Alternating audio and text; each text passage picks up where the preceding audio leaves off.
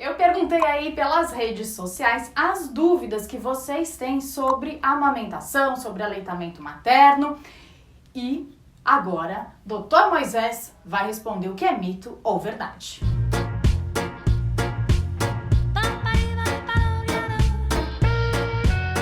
Dr. Moisés Chensinski é pediatra homeopata e criador do movimento Eu Apoio o Leite Materno, entre várias outras funções e cargos aí. Só tô dando uma bela resumida, né, Dr. Moisés? Verdade. Pronto para responder mitos e verdades? Vamos lá, Tem muitos, né? Eu espero que eu consiga, vamos lá. Eu coloquei, tudo aqui no painel, então a gente vai puxando aleatório e vai respondendo, tá bom? Vou começar com um aqui, Vamos lá. Quem mandou foi a Paula Bernardes. Amamentação prolongada, amamentar muitos anos, desgasta a mãe? Olha, é uma questão muito individual. A recomendação da Organização Mundial de Saúde, do Ministério da Saúde, da Sociedade Brasileira de Pediatria é o aleitamento materno exclusivo, desde a sala de parto até o 6º mês, complementado até 2 anos ou mais. Cada mãe e cada bebê vão saber o momento do desmame natural. Tá. Nada é forçado, nada é obrigatório. É importante que seja um ato prazeroso, um ato de entrega com certeza. É cansativo. Muitas vezes as mães vão ter aquela questão de não dormir direito ou um contato um pouco maior que pode exigir mais atenção. Se desgasta? Olha, desgasta. Trabalhar desgasta, correr desgasta. É uma dedicação, mas tem uma né? dedicação e tem uma finalidade, né? Mas é muito prazeroso e eu tenho poucas mães que a gente acompanha, tanto nas redes sociais quanto propriamente no consultório, que tenham se arrependido de ter amamentado por tempo prolongado. Ao contrário, muitas delas, quando o desmame parte do bebê, se sentem despreparadas para esse desmame. Como assim eles me abandonaram nessa hora? Eu não estava pronta para isso. Então, acaba entrando no dia a dia dessas mães e isso passa a ser extremamente natural. Se tá bom para os dois, então tá ótimo para todo mundo. Exatamente, é bem isso mesmo. Então tá bom. Escolhe uma aí, doutor Moisés. Vou pegar esta aqui, puxando, aí, que é da Mariana Lopes. Progressiva na amamentação prejudica o leite? Existe um site que eu gosto muito de recomendar, que se chama e-lactancia.org. Ele vem em inglês e em espanhol. Quando você coloca em espanhol e você busca o nome do medicamento, o nome da substância, ele diz se ele pode ser usado durante a amamentação ou não. Ou, quando ele não pode, ele já indica um substituto. A progressiva, tudo vai depender muito da substância química que é utilizada. Não pode usar formol. Porque tem umas que são mais leves, né? Isso. Mas o ideal é, até o 6º mês, certamente evitar. A partir daí, isso mãe que estejam amamentando. A partir daí, é sempre bom ter o contato com o pediatra. E conversar com o pediatra, porque precisa saber qual é a substância que está sendo utilizada. O mesmo vale para gestação também, né? O mesmo vale para gestação, o mesmo vale não só para progressiva, mas para qualquer outro tipo de tratamento. Tá bom. Botox, pode? Pode. Botox não tem normalmente, a não ser que você vá fazer um botox numa região específica. Tatuagem, pode? Pode, desde que você não vá usar tatuagem na mama. Então, algumas características de determinadas situações estéticas, até de tratamento, elas merecem uma avaliação mais específica para não correr risco de prejudicar nem a mãe, nem o bebê. Show! Vamos mais uma aqui, Essa aqui em cima. Lari e Ivison, acho que é o casal aqui. Ficar longe do meu bebê de 11 meses, seca o leite? Olha, depende o que é ficar longe. Quanto tempo? E depende do tempo, né? Mas uma mãe que está amamentando, se afastar um tempo do bebê, se não for o momento, quando ela volta a ter o contato com o bebê, é só recolocar esse bebê ao peito, conversar com o pediatra também, promover a livre demanda e essa estimulação retoma a ação do hormônio que é a prolactina, que ajuda a produzir o leite. Como o nosso corpo é inteligente, não? A gente tenta atrapalhar às vezes, mas não consegue por mais que a gente tente. E nessa situação, Pode acontecer, às vezes, numa viagem a trabalho, que essa mãe tenha que ir e voltar. Isso é uma outra coisa interessante que dá para fazer. Vai se afastar. Tá. Por 12 horas na geladeira e 15 dias congelado, essa mãe pode tirar o leite dela, congelar em porções, depois ela pode descongelar em banho-maria, existem algumas técnicas, e esse leite pode ser oferecido novamente para o bebê. Então, mesmo ela viajando, ela pode deixar o leite dela para esse bebê dela, nesse caso de 11 meses. Aliás, essa é uma prática legal que a gente sempre busca estimular, porque se for perguntar para cada uma das mães que estão assistindo a gente e para você, enfim, durante a gestação, alguém falou alguma coisa para você sobre doação de leite? Na minha gestação não falou. Também já faz um Isso. tempo. Hoje o acesso à informação é bem maior também. E isso não só você, mas as mães que estão passando pelo processo agora. E durante as consultas com o pediatra de rotina, alguma vez foi tocado no assunto doação de leite? Não. Porque veja só, nasceu o bebê, a mãe está ansiosa, está preocupada, ela consegue amamentar o bebê. Legal. Daqui a algum tempo, a livre demanda começa a se organizar e começa a existir um prazo e um intervalo certo e adequado. E muitas mães, por exemplo, conseguem amamentar com um seio só. O recomendado é oferecer sempre os dois. Por que 2 seios? Porque vai oferecer o primeiro e depois que parou o primeiro, oferece o segundo. Quem vai definir se vai mamar em 1 ou em 2 seios é o bebê. Muitas mulheres têm a condição de um seio só amamentar. Tira do outro e oferece para doação. E olha que legal que fica. Além do ato lindo, que é a doação, e de doação do leite materno, que para o bebê, para o nosso filho é saúde, para os prematurinhos, para quem eles são doados, é vida. É o leite humano. Essa mãe vai doando leite até o momento onde ela volta a trabalhar. 15 dias antes de voltar a trabalhar, ela passa a, entre aspas, doar o leite para o próprio filho. Sim. Imagina 15 dias antes de você voltar a trabalhar, você está ansiosa, vai voltar a trabalhar, está preocupada e alguém fala assim, bom, agora você começa a tirar leite. Aí você começa a tirar leite e no começo às vezes sai um pouquinho. Aí já fica a ansiedade que o teu leite é pouco, que o teu leite não vai dar para depois, e você, pela ansiedade, inibe os hormônios que ajudam a produzir e soltar esse leite, e aí você começa a ficar nervosa, ansiosa, correndo o risco de desmamar. Eu já vou aproveitar e perguntar um outro se é mito ou verdade. Quanto mais leite a gente tira ou dá de mamar, mais leite produz? Isso, é verdade? Porque essa é a razão da livre demanda. Porque quanto mais eu oferecer, mais prolactina vai ser elaborada, a prolactina produz o leite para a próxima mamada, e a ocitocina, que é o hormônio do amor, ela ajuda a contrair as glândulas mamárias para produzir o leite. Olha só, a mãe vai voltar ao trabalho, tá? Ela tá tranquila porque ela já doava leite. Então o que ela vai fazer é uma continuidade desse processo. Só que ao invés de tirar para o filho de outras mães, ela vai tirar para o filho dela. Mas olha, o neném nasceu, voltei a trabalhar, puxa, eu vou tirar o leite no trabalho, por exemplo, e não sai. Qual que é a recomendação que a gente faz? Olha uma foto do bebê. Liga no celular pro seu bebê na hora que você estiver produzindo leite. Vai pro emocional e esse é o principal. Olha só.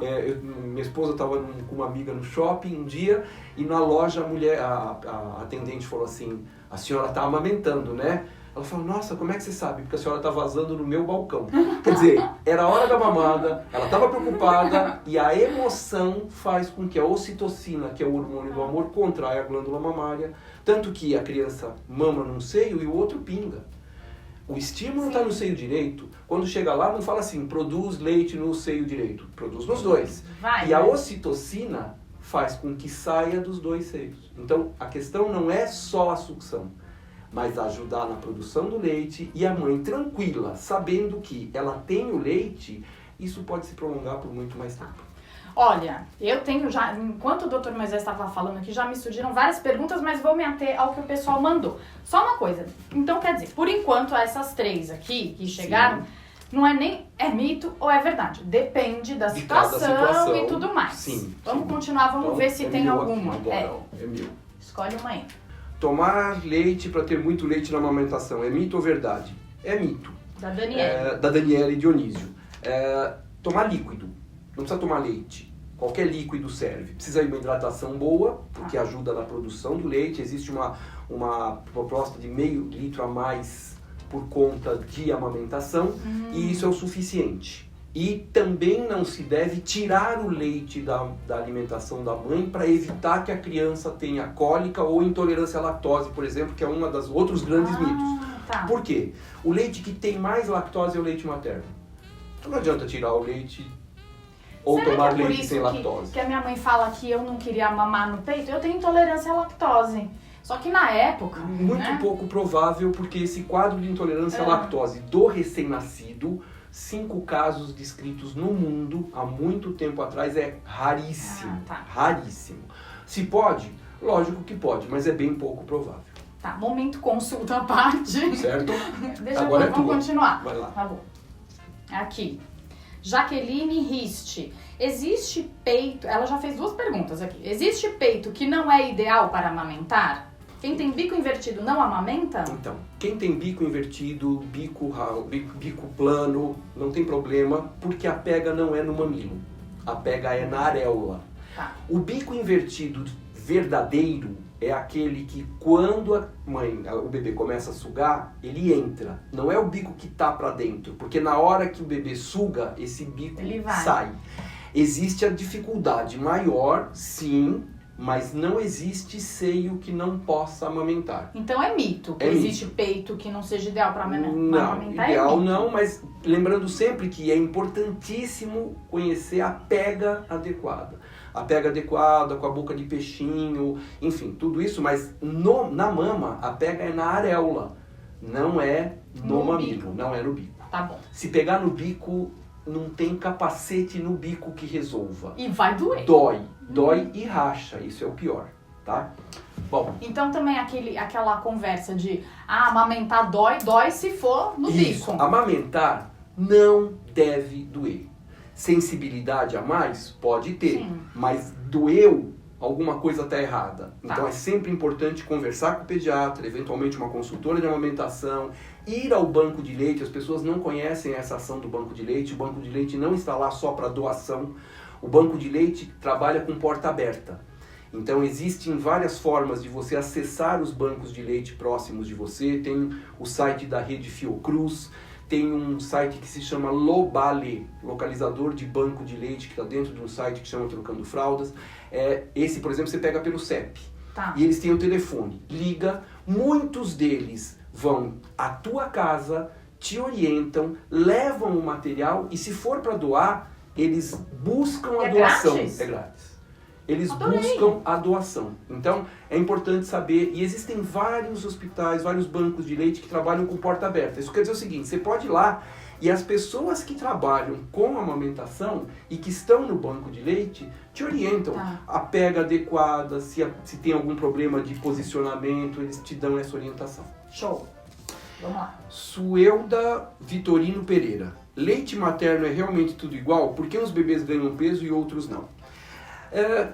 Leite materno é leite materno. Se é tudo igual, existem variedades em relação à alimentação materna, existem algumas variedades de características, mas assim, o grosso deles é leite humano. É leite de mamífero, nós somos mamíferos, é no leite humano. Alguns bebês ganham mais peso ou ganham menos peso por várias possibilidades. O importante é a gente saber que se ganham menos peso, estão ganhando menos peso porque alguma coisa está inadequada nessa técnica de mamada e que esse bebê poderia ganhar mais peso. A gente fica muito preocupado com a balança no bebê. Ganhou, engordou, etc. E na verdade, para eu saber que um bebê está mamando adequadamente em quantidade, não interessa o tempo de mamada, não interessa o intervalo de mamadas, não é tão importante se ele faz cocô ou não e nem a balança. 6 fraldas molhadas por dia. Essa é a quantidade. Mas eu tenho 5. 5, 6, não. Tá molhando 2 vezes por dia. Precisa aumentar a oferta. E o ganho de peso, ele é constante e o importante é assim, acompanhar a evolução. não o peso de hoje. O quanto ganha. Você tem criança que vai ganhar, isso é como a gente, né? Tem gente que come feijoada no almoço, um rodízio no jantar e um monte de coisa de sobremesa e é magro de ruim e a gente odeia eles. Porque se eu olhar para um brigadeiro, eu ganho 200 gramas. Se eu comer esse brigadeiro, eu ganho 1 quilo. Então, você precisa ficar controlando. Metabolismo individual. Mas dizer que criança que mama no peito não ganha peso adequadamente, olha, a gente tem inúmeros exemplos de crianças que ganham, às vezes, mais de 1 quilo só no aleitamento materno. Respondido. Vou pegar uma aqui que tá bem longe. Aqui, pronto, isso. peguei. Suelen Rosa. Precisa preparar o bico do peito para amamentar? Verdade que se a mãe passa um susto ou muito nervoso, seca o leite? Então são 2 perguntas diferentes aqui. Preparação do bico do peito, aquele negócio da bucha. Mito. Não existe isso. Primeiro, porque a pega não é no bico. Tá. Qual que era a ideia da buchinha? Era você fazer o atrito no mamilo, ele fica durinho como se fosse a queratina da unha e quando o bebê pegasse não machucava. Foi o que eu falei. A hora que o bebê pega, se ele pegar errado no mamilo e não na areola, racha, fissura, dói pra caramba. Então, qual é o preparo que a gente pede pra gestação? Informação, apoio, cuidado, alimentação adequada, hidratação adequada, um pré-natal bom, a consulta pediátrica de rotina e que se observe, e isso é fundamental, né? O que a gente solicita como rotina? Que a mãe não saia da primeira consulta do pediatra sem que ele veja a mãe amamentando. Isso é importantíssimo. Muito, porque nessa hora a gente olha lá e o peso, e puxa, o peso não tá bom. Aí você percebe que a coisa simples é que o bebê está numa posição errada. Vou dar um exemplo. Você vai comer, teu prato de comida tá aqui. Você não come assim. Você come assim, de frente para o prato de comida, sim, barriga com barriga. Sim. O bebê tem que estar sempre grudadinho, barriga com barriga. Independente da posição que ele esteja. Você pega um bebê que está com a cabecinha aqui e ele está deitado, ele está torto. Na hora que ele está torto, fica desconfortável, ele não vai mamar adequadamente. E para sair o leite, a sucção precisa estimular. Porque se não suga direito, não vai estimular a prolactina direito, não vai sair a ocitocina direito e a mamada vai ser mais curta. Agora, essa questão de preparar o bico, aquilo de tomar sol no seio, mesma adianta, coisa. É mito? É a mesma coisa, né? O importante é assim, fissurou, alguma coisa tá errada, precisa proteger melhor esse bico. Nunca com intermediário, nunca com concha. Tanto um quanto o outro são utensílios, ferramentas contraindicadas para favorecer a amamentação. A gente não recomenda chupeta, mamadeira, intermediário e concha. Existe um quadro chamado de confusão de bico. Confusão de bico é assim, existe uma forma certa de pegar a mama. Pega na areola. Quando vai pegar mamadeira, intermediário ou a chupeta, a pega na ponta. Aí o bebê volta pro bico, volta pra mama. Confunde a cabeça aí do confunde bebê. O bebê e ele acaba mamando errado e perde e machuca. A hora que machuca, não tem acordo. Então, começou a sentir dor, começou a sentir fissura, converse com o pediatra, converse com o seu ginecologista para corrigir isso. Se não corrige, o próximo passo pode ser uma mastite. E se for uma mastite, você pode ter que parar de amamentar dependendo do tamanho e da situação. E a outra questão do susto. Se a mãe passar um susto, seca o leite? Então, um susto é óbvio que não vai rolar nisso. Como a gente fala que a ação dos hormônios, a presença dos hormônios depende de fatores emocionais, isso pode realmente interferir um pouquinho, pode influenciar. Mas nesse momento, de novo, se a mãe tem uma boa rede de apoio, o que é a rede de apoio? É o companheiro, é a família, é a sociedade, as pessoas do trabalho, uma rede de saúde, né? O médico, o profissional de enfermagem, consultor, enfim. Pessoas que possam ajudá-la nesse momento, ela consegue ultrapassar isso e não ter problemas nem riscos em relação à amamentação. O susto aqui não é aquele susto de bu, é uma coisa... Isso, seria alguma mais coisa profunda, mais emocional. Mais emocional, tá certo. Stephanie Ribeiro, banho quente aumenta a produção do leite? Esse é um problema, né? Quando a gente faz a compressa quente, realmente a produção do leite, ele aumenta, não é a produção, aumenta a vascularização da mama e ela enche mais. Não aumenta a produção, mas aumenta a saída. A liberação. Isso, aí precisa tomar cuidado, porque quando você tem uma mastite, uma inflamação, muitas vezes se faz o calor local e às vezes isso não é indicado, porque ele vai aumentar ainda mais esse processo inflamatório. Às vezes é bolsa de gelo. Ou seja, quem vai definir isso é o médico na hora que estiver examinando e avaliando. E aquele negócio de passar pente no seio, quando o seio tá duro, empedrado, pega e passa pente, assim, pra dar uma aliviada. Então, não é o ideal. Não é o ideal, não. O que alivia é uma massagem adequada, sim. E é importante fazer a massagem, por exemplo, às vezes a mãe tem muito leite e o seio fica cheio, olha que legal, e o bebê não mama. Por que ele não mama? Porque na hora que ele vai abocanhar a areola, é como se você fosse abocanhar uma bexiga cheia. Ele não consegue pegar. Tá muito então, se estufado. percebeu que está muito estufado, antes da mamada, tira o leite, deixa mais macia a areola e aí o bebê vai pegar. Outra coisa importante, o que a gente fazia normalmente, recomendação, como é que você pegava a mama? Assim, né? Em tesoura. Isso você não deve fazer. Porque os canalículos da mama, dos mamários, os dutos mamários, vão até a periferia. Essa é uma das razões de você não colocar concha e o sutiã por cima, porque você pressiona, você provoca um engurgitamento, um congestionamento do leite. E quando você faz assim, é a mesma coisa. Então, como é que a gente segura a mama? Em C. A ideia é dar apoio. A ideia não é pressionar. Não corte o leite, não dê apoio. Isso. E existem até alguns suspensórios de mama, você encontra nas redes sociais, onde a mãe coloca o suspensório porque a mama pesa. Então, para evitar que no peso ela quebre o fluxo de um duto, ela tem um suspensório de mama para a hora da mamada. Não vou resistir, vou aproveitar e fazer uma pergunta que eu escuto bastante, que é: amamentar o seio cai? Então, se amamentar o seio cai, com o tempo, várias amamentações, vários filhos, aliás, isso pode acontecer. Mas também tem ação do tempo também, né? E cai também sem amamentar. Com prótese, pode cair ou não cair, depende do peso da prótese. Ela fica lá, legal, porque ela é retromuscular.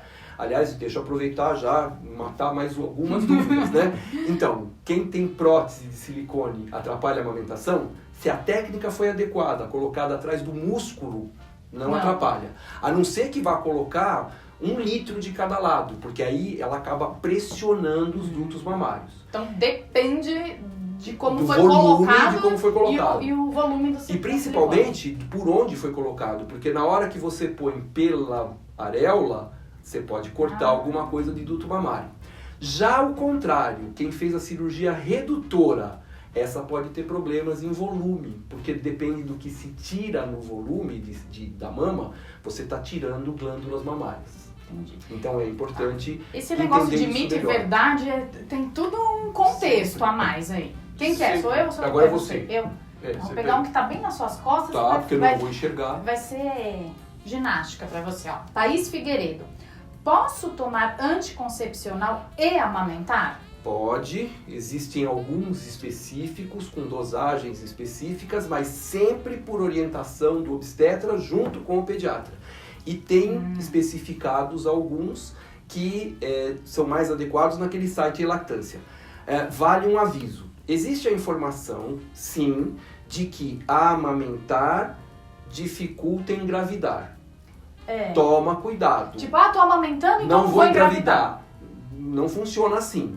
Não é 100%, ajuda a não, mas os cuidados têm que ser tomados porque você pode engravidar amamentando, tá? Então, muito cuidado para não acreditar especificamente nisso. Tá bom. Vamos lá. Esse aqui de trás, tá aqui. Danda Medeiros. Amamentar faz o cabelo cair? Por 2 anos pode acontecer essa queda de cabelo por uma questão hormonal, tá? Na gravidez ocorre um aumento da produção do cabelo, o aumento do cabelo.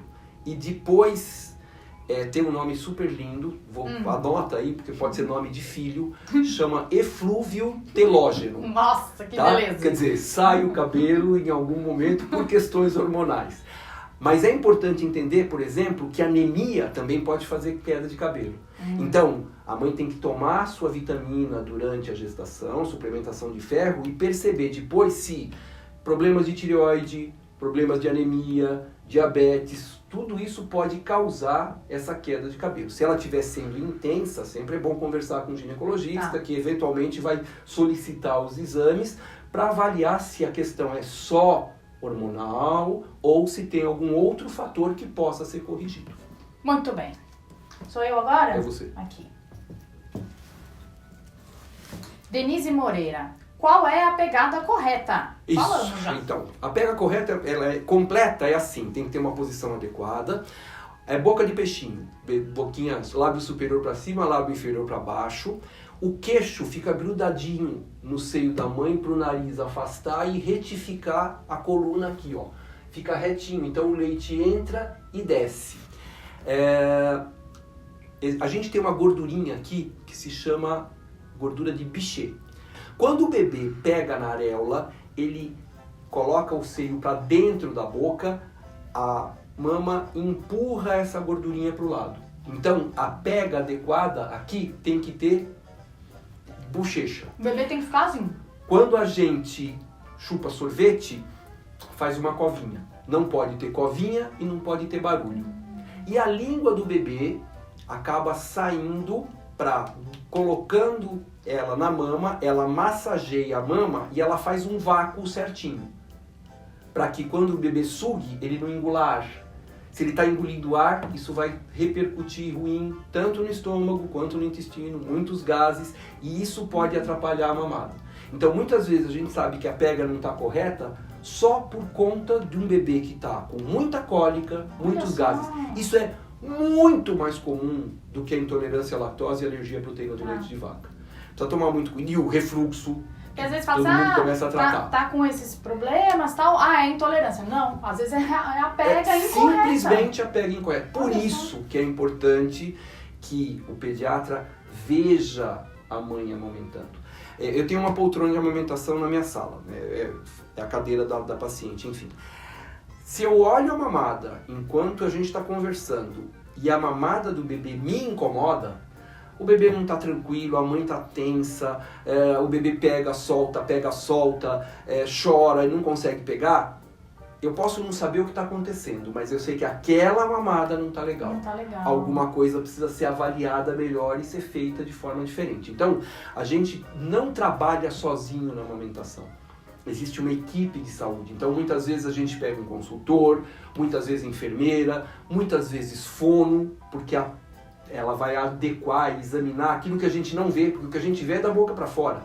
Às vezes o bebê tem um freio de língua que eu já fiz um programa sobre isso, que isso também atrapalha na amamentação. Atrapalha, e muitas vezes precisa ensinar o bebê a sugar. Só que por algumas questões ele não consegue. Então tem um odontopediatra que pode ter necessidade de fazer uma cirurgia desse freio, que quando é feita em consultório, em bebê até 6 meses, não precisa de anestesia geral, e às vezes o procedimento é bem tranquilo, não é aquele corte de língua, de tesoura, exige uma técnica específica.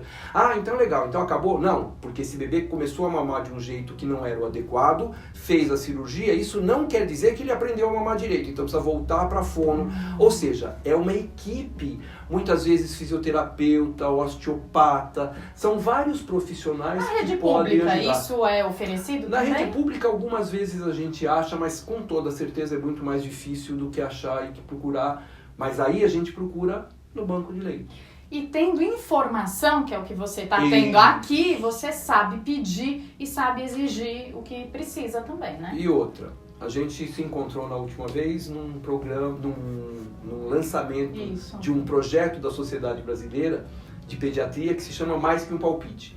Então, muitas vezes, não é só a falta de informação que traz problemas.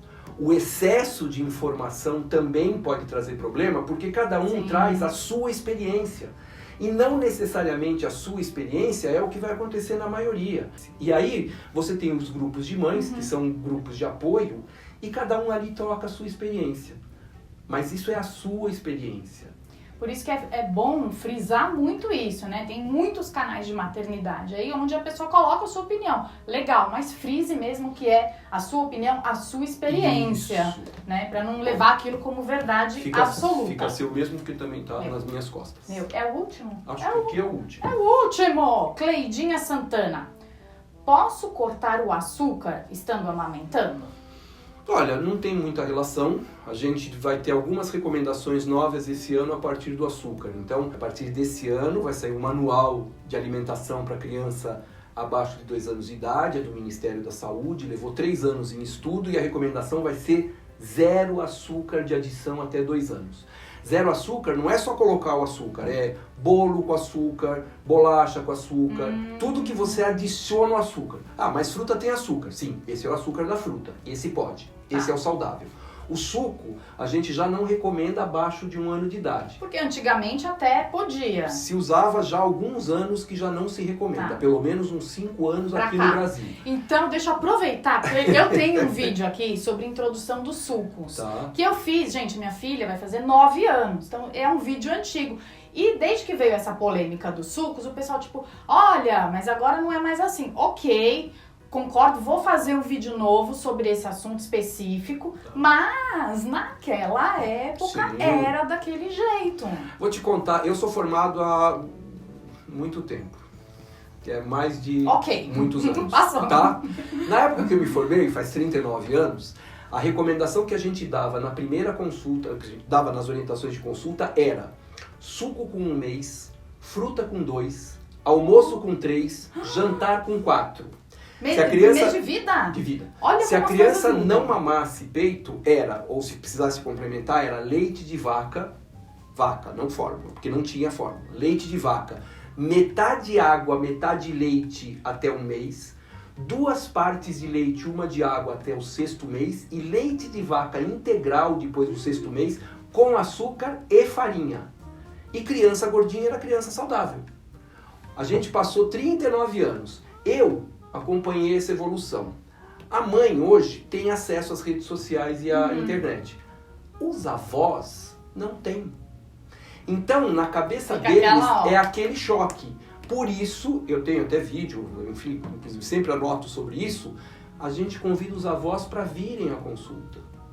Porque os avós... Super estratégia! Você vai chegar em casa e falar assim, eu falei com o meu pediatra e ele falou para não dar açúcar. Eu criei vocês, eu criei 5 filhos, tudo vivo, ninguém 20 morreu. netos, ninguém morreu, é isso aí. Quando ela escuta, muda de pediatra, porque esse quer inventar moda. Quando ela vem à consulta, ela consegue tirar essas dúvidas e a gente consegue esclarecer. E bem ou mal, esses avós são influência importante na criação e no apoio, na rede de apoio para as mães. Tanto a avó materna quanto paterna, quer dizer, tanto a mãe quanto a sogra. As duas são fundamentais. Então, é importante que elas tenham a informação boa também. Traz para consulta, não tem problema. O importante é que elas saiam também para ajudar e que não seja mais um fator que a mãe, naquele momento onde ela está mais frágil, mais sensível, mais sensibilizada, receba críticas, julgamento, dedo apontado, de forma alguma. Uma coisa que a gente sempre faz questão de ressaltar é assim, amamentar é fundamental, é ótimo, é bom. Eu posso dar a minha melhor orientação do mundo sobre a amamentação. Você vai olhar e falar assim, olha, eu entendi, mas eu não quero amamentar, ou eu não consigo amamentar, ou eu preciso parar de amamentar. Não cabe ao profissional julgar você. A gente vai tentar estar com você para que juntos a gente consiga achar a melhor forma de seguir o que você quer. Ajudar você dentro do teu caminho, nas tuas dificuldades. E não criticar e julgar, você não devia ter feito isso, por que você fez isso, por que você não se levanta contra. Se você pudesse, você provavelmente teria feito. Se não aconteceu, é por alguma razão. O que não quer dizer que a gente vai deixar de informar. Sim. O que não quer dizer que você não saiba que o leite materno é o melhor alimento para o seu bebê. Mas por alguma razão, e neste momento a gente respeita a sua opinião, a gente acolhe você. É diferente de dar conselhos. Sim. Tá? Respeito acima de Respeito acima de tudo. E os avós fazem parte disso. Sim. Eles não conhecem, a informação que eles têm é aquela. Então o açúcar, ele pode ser tirado ou colocado, isso não vai interferir muito na questão da amamentação, mas é lógico que o ideal é que a gente coma sempre uma alimentação saudável, Sim. sem excessos. Nem sal, nem açúcar, enfim. Olha, muito mais do que um programa sobre mitos e verdades, esse programa foi um super especial sobre amamentação e acabou incluindo vários outros temas importantíssimos aí da questão da mãe, do bebê. Nossa, doutor Moisés, te agradeço demais essa participação, olha, foi excelente. Nem que a gente nem falou, eu vou só citar para explicar que é mito, né? Pouco leite, mãe que não pode amamentar, existe uma série de coisas que a gente não... Leite fraco, né? Tudo mito, essas mito, coisas, mito, né? Mas eu acho que é legal a gente poder conversar e abre oportunidade para a gente dar continuidade para isso com um monte de questões que aparecem no dia a dia da mãe que amamenta. Muito bom. Olha, o Dr. Moisés tem site, tem Instagram, tem canal no YouTube, Facebook, tem consultório em São Paulo. Isso. Você encontra ele, até porque eu vou deixar tudo aqui no descritivo do vídeo, os links, vai todo mundo te encontrar. E muito obrigada mais uma vez por essa consulta, né, gente? Vamos combinar que a gente teve aqui uma consulta maravilhosa. Obrigado pela chance, porque é sempre bom quando a gente tem um canal legal pra gente poder divulgar informações e dicas. Exatamente. E esclarecer dúvidas. Isso foi muito legal, desse jeito, ver que é mais ou menos aquilo que a gente tem nas redes sociais, né? A dúvida real da mãe real. Daquela mãe que está passando pela situação e a gente conversa. E muitas vezes a gente leva isso para profissionais e eles não acreditam quando a gente fala assim, ó, tá vendo? É verdade. Isso acontece. Nossa, mas como assim? Pois é, acontece. Muito obrigada a todo mundo que participou, enviou aí suas dúvidas. Obrigada a você que assistiu. Gostou do vídeo? Deixe o seu like, compartilhe todo esse conhecimento aí com as mães, com as grávidas. Não vai deixar, né, o conhecimento parado, não. Vamos fazer ele circular, tá certo? Eu adoraria ter tido essa conversa quando eu tava grávida. Adoraria. Ia mudar muita coisa. Olha, eu tava lá. Nessa época eu já tava lá. Já tava lá. Que pena. Obrigada, doutor Moisés. Imagina. Tchau, pessoal. Tchau, gente.